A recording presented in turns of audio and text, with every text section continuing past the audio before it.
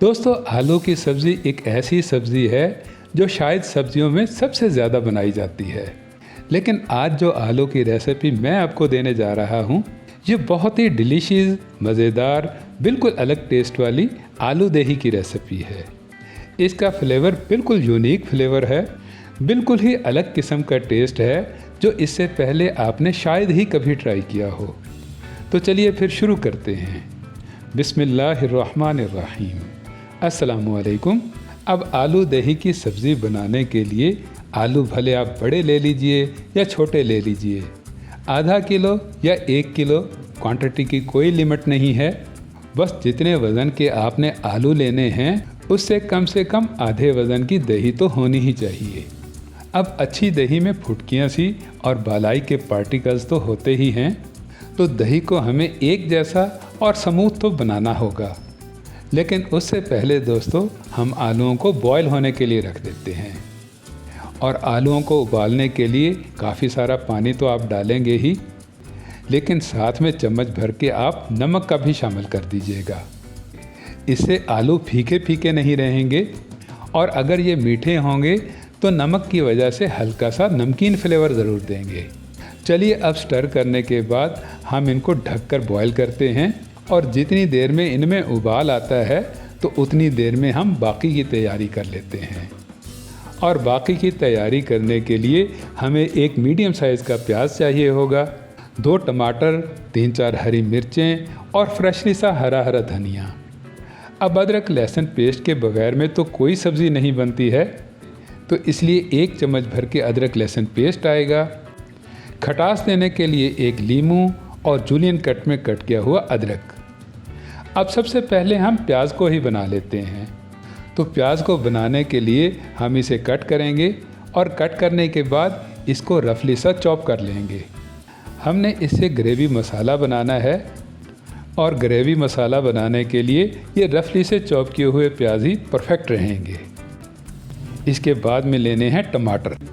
तो दोस्तों, टमाटरों को मोटा मोटा सा कट करके इसे मिक्सी की डब्बी में डाल देंगे, और इनको थोड़ा सा ग्राइंड करके इनका थिक किस्म का गाढ़ा सा टमाटो पेस्ट बना लेंगे।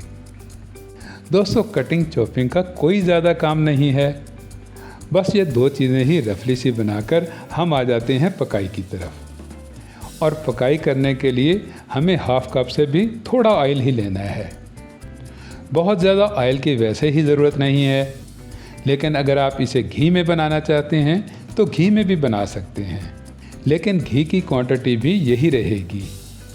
चलिए, अब ऑयल बहुत अच्छे से गर्म हो गया है, तो अब सबसे पहले हम इसमें 1/4 टेबलस्पून साबुत ज़ीरा क्रैकल कर लेंगे, और इसके बाद में बहुत ही ज़्यादा खुशबूदार कड़ी पत्ते को सीजल कर लेंगे, और फिर डाल देंगे इसमें रफली से चॉप किए हुए प्याज।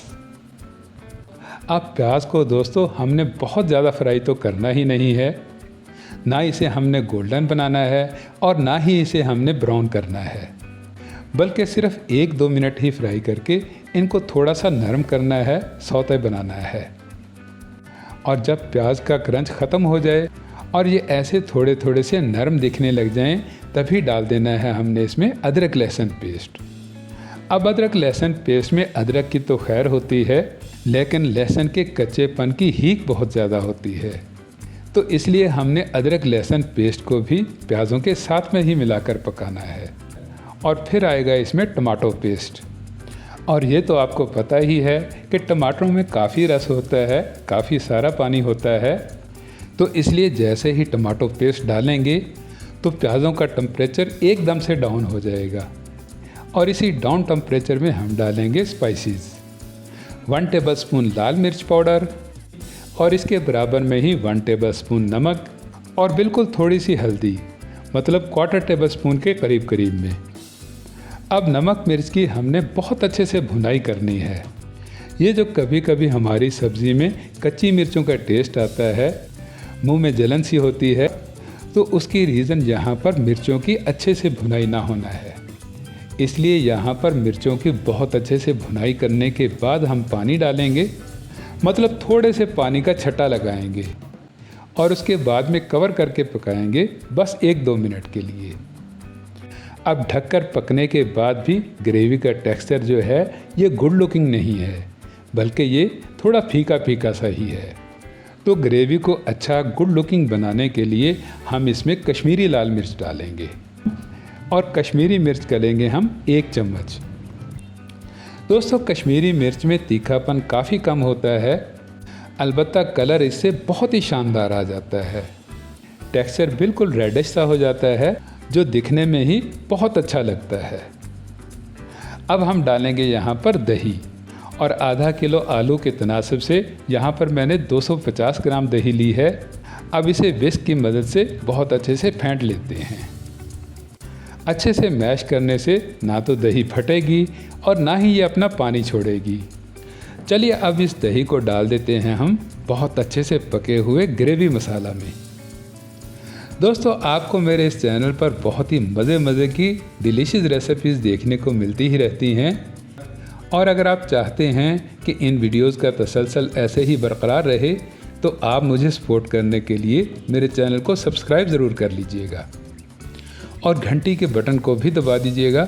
इससे क्या है कि हर नई से नई आने वाली वीडियोस का नोटिफिकेशन सबसे पहले आपको मिलेगा।